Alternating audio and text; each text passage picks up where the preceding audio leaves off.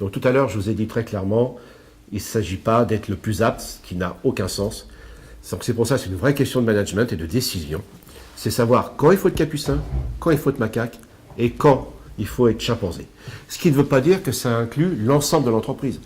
Par définition, une PME, PMI, elle est darwinienne de fait, donc elle est chimpanzée, puisqu'on a des gens qui se croisent les uns et les autres, qui échangent.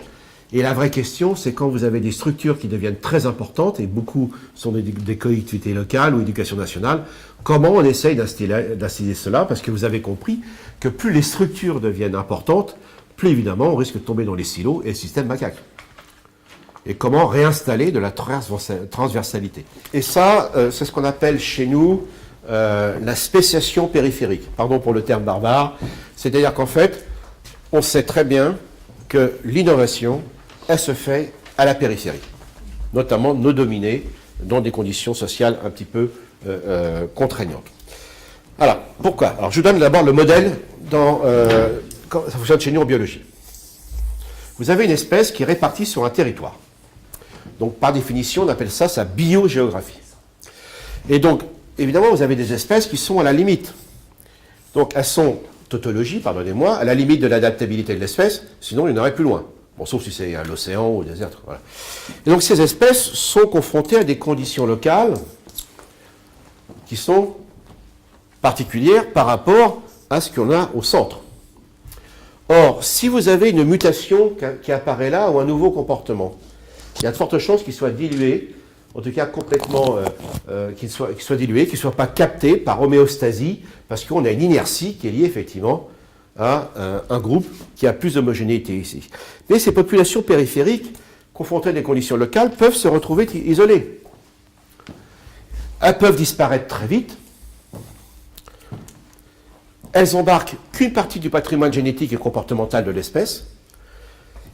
Par contre, si ça se passe bien, elles vont fixer rapidement ce qu'on appelle l'effet fondateur, donc une partie du patrimoine génétique, une partie des potentialités comportementales, etc. Et ceci va se fixer très vite. Et elles peuvent du coup se retrouver avantagées par rapport à l'espèce mère et en fait ensuite réinvestir et venir à dominer.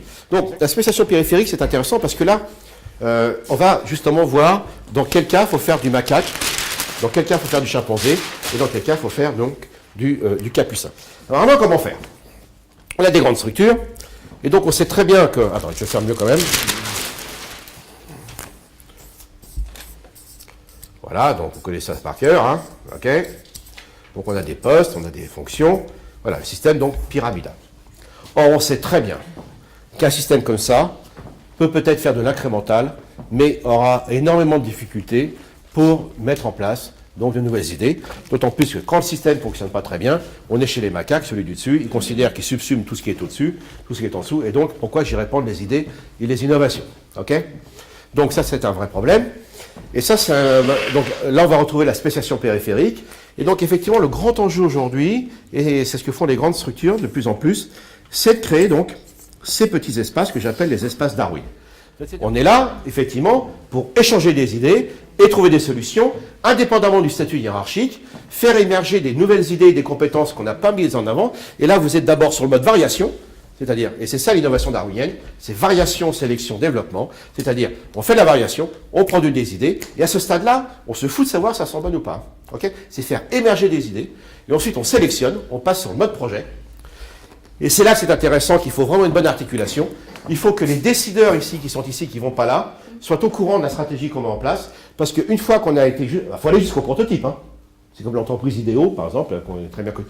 Et une fois que c'est là, eh bien, cette structure-là, eh bien, elle a besoin ensuite, pour le développement, donc on va retrouver notre Lamarck ou nos macaques, et là, il va falloir mettre en place tous les métiers que savent faire les grandes structures, en termes de marketing, financement, soutien, voilà.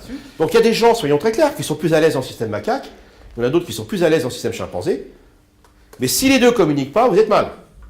C'est pas l'un ou c'est l'autre, c'est savoir jouer sur cette diversité. Mais il faut une culture, une vision commune qui transcende ces diversités. D'accord? Sinon, vous ne pouvez pas vous en sortir. Je n'ai pas dit que c'est simple. Hein. Bon, c'est toujours facile après. Hein.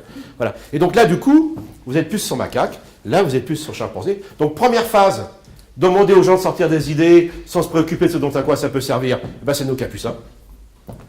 Deuxième phase, ben, on passe sur mode projet, et on se dit qu'un tel ou une telle, en fait, a été quand même le meilleur leader sur la stimulation de ses idées et pour arriver jusqu'à un projet et un prototype.